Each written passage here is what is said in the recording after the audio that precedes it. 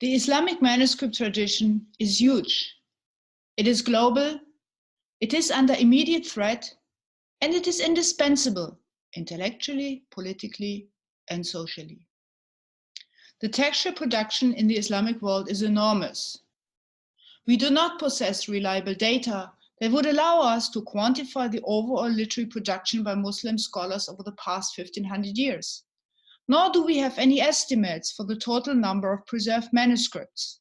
However, the following figures, randomly chosen, may provide some idea of the overall scope.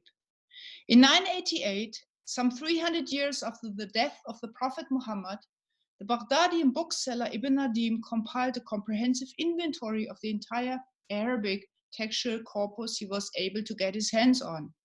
And his bibliographical work, in its current incomplete state, lists the work of some 4,440 authors. Many of them have not come down to us. The 17th century Ottoman historian bibliographer Catalogue Çelebi compiled a bibliographical encyclopedia listing some 15,000 book titles, mostly in Arabic and occasionally in Persian and Turkish. The 20th century Ottoman Turkish scholar Mehmet Tahir Bursali lists 9,000 books in Ottoman Turkish by 1,691 authors in his bibliographical encyclopedia. His older contemporary, the Ottoman Iraqi scholar Ismail Pasha Baghdadi, describes in his monumental bibliographical encyclopedia entitled The Gift to the Knowledgeable some 50,000 book titles by about 9,000 authors. But this is only the tip of the iceberg. Ismail Pasha Baghdadi focused not only on Arabic material, as did many of his predecessors, he also disregarded works produced by non-Sunni scholars and by authors who flourished beyond the main centers of learning. Filling one of these gaps, the Iranian scholar Arabuzoka Tehrani compiled a comprehensive inventory of 12 Shi'i works in Arabic and Persian, which describes a total of 53,510 books. The Suleymaniye Library of Istanbul, one of the most important libraries in Turkey, but at the same time just one among many, holds some 100,000 manuscripts. And the Union Catalogue of Manuscripts in Iranian libraries, recently published, lists 301,000 manuscripts in Arabic and Persian. I've just thrown a lot of numbers at you, but this is to show you how incredibly large the corpus is. Moreover, Arabic, Persian, and Ottoman Turkish are only 3 of the many Islamic languages, and the cultural production of Muslims over the centuries was actively pursued in all those languages, as is evident from the large quantity of manuscripts in each one of them. Libraries with significant holdings of Islamic manuscripts are not merely confined to regions that are or were part of the Islamic world. They are rather spread all over the world. Important and substantial collections of Islamic manuscripts can be found all over Europe, Russia, North America, Australia, as well as East Asia.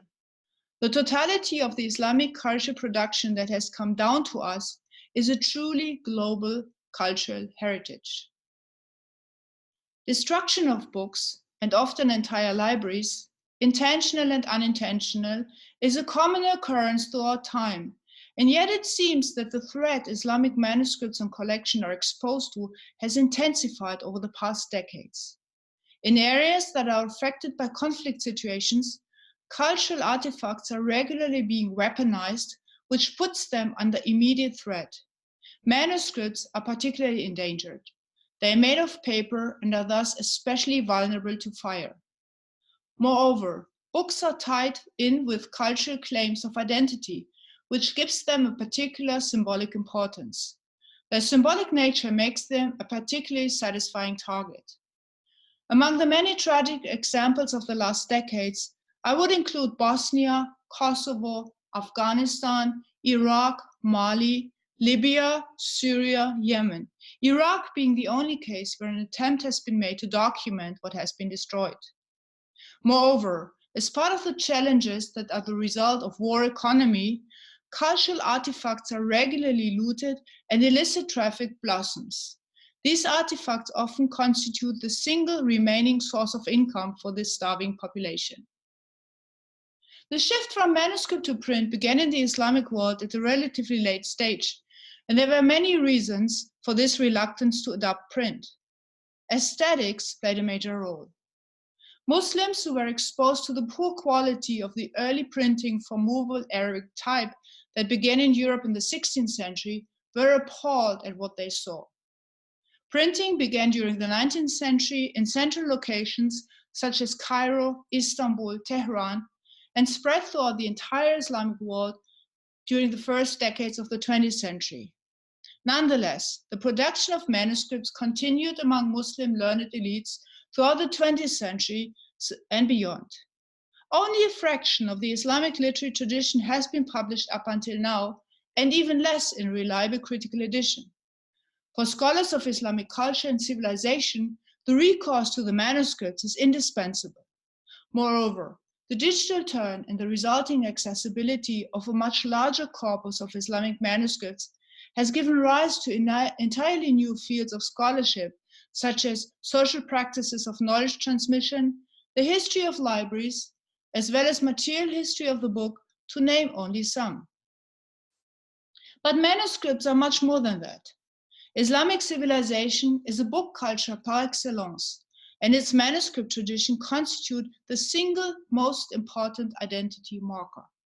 By the same token, this applies to the individual denominational and intellectual strands within the incredibly diverse and rich Islamic civilization.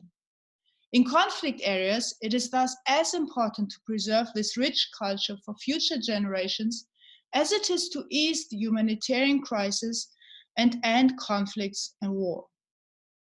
The Islamic manuscript tradition, a tradition that is spread all over the globe and is under immediate threat in many of the current conflict areas, truly constitutes a world heritage, and we all share in the responsibility to salvage, preserve, and engage with this rich heritage.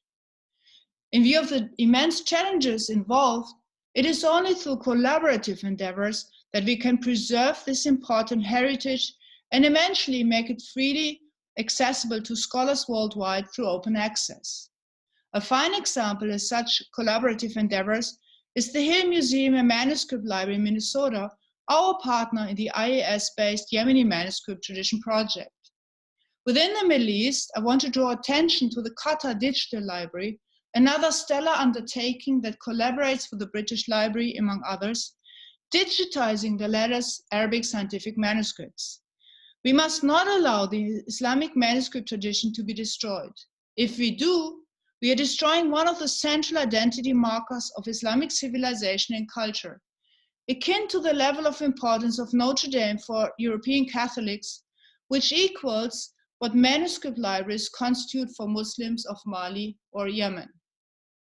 By preserving the Islamic manuscript tradition, we are preserving the richness, beauty, and diversity of Islamic civilization and culture.